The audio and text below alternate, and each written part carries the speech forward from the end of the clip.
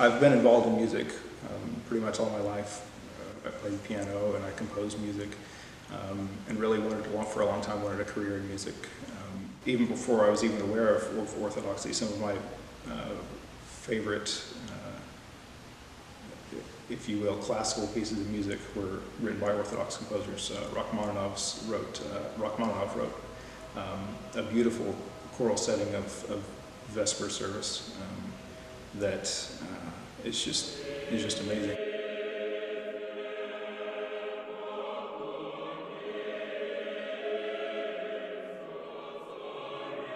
Very first visit in Orthodox Church, the music really struck me, and so I've always been drawn to that.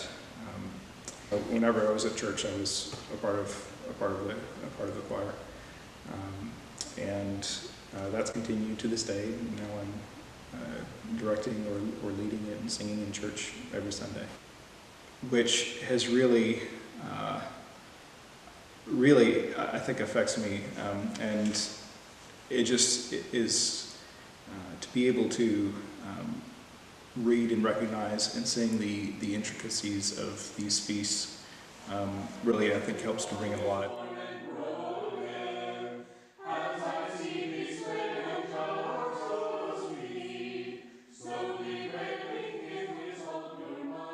I went to school at a very high-end classical Christian school. So my sort of education with Jesus was this: he was the axiomatic character in Western history. If you remove him, European history makes zero sense. And that's how I sort of thought of him. He is the center of so much history and culture. And of course, it's a very religious school, so people would have said in your faith. But my family, we would have sort of nodded our heads, but I personally never ever thought of that he's a essential figure in a person's personal life. Learning the Byzantine tones, it's very different from our Western music. We have, in Western music, we pretty much have a major key and a minor key, two different keys.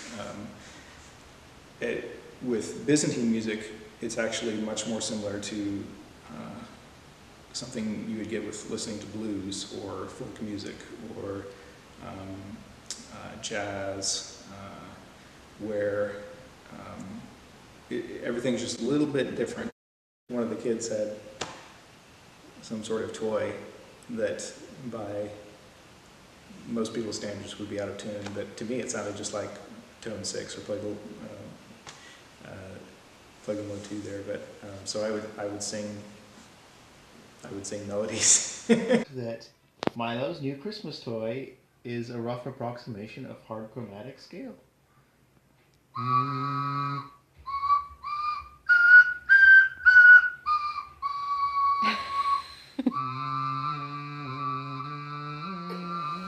A lot of my background in music really prepared me for a lot of the things I would encounter in the church. You know, just I was really into all these, you know, kind of weird microtonal systems and all this just intonation and stuff like that, and all that stuff's in the Orthodox Church in the Byzantine tones and everything. And it's and actually it's a very natural. You know, sound is a physical thing. There are sound waves, you know, and the way that those behave are ruled by the laws of physics. When a guitar string is plucked, you can see it moving. Those are the vibrations. There are certain ways that you can touch that string and it will continue to vibrate and equally divide between both ends of the string, like it stops there. If you touch it in the wrong spot, the sound will die. It'll just stop. For a lot of Western music, we've ignored that, kind of those natural ways of vibration, and the way that those notes relate to each other through that vibration. And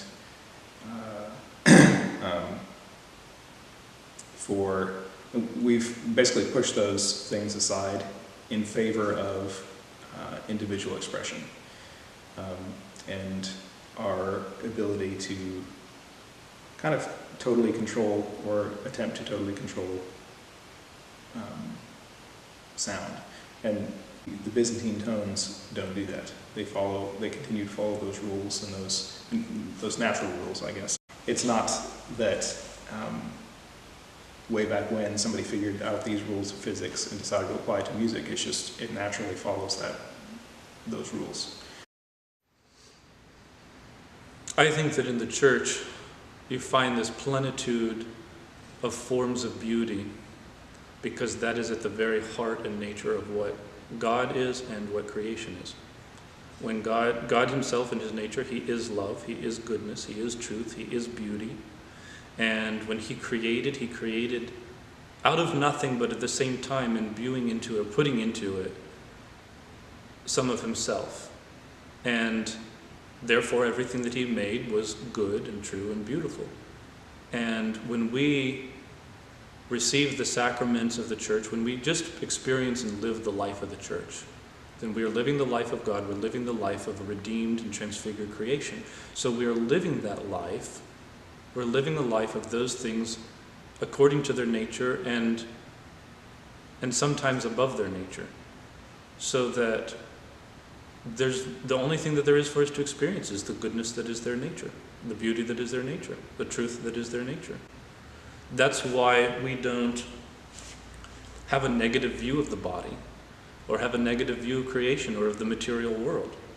It's the material world into which Christ came, it's our body into which he was incarnate, and it's that which was redeemed and that which was transfigured and restored to its original beauty and truth and goodness and all those different things, and virtue and God-likeness in a sense. And so in the church, the reason there's a plenitude of those things is because that's all that reality is. So insofar as the church reflects reality, it can't reflect anything else. The utility I saw in religion is a sort of like anthropological, so it's a historical artifact more so than it is how you should live your life. And so it was totally for the aesthetic experience. To me, it was the same as going into a museum.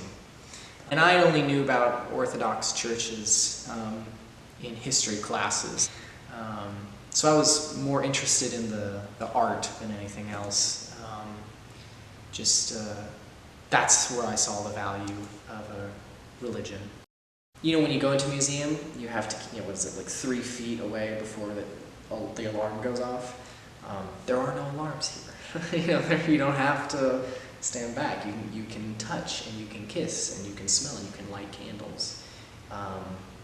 So pretty much instantly, that whole museum mindset just kind of dissolved because it was so interactive.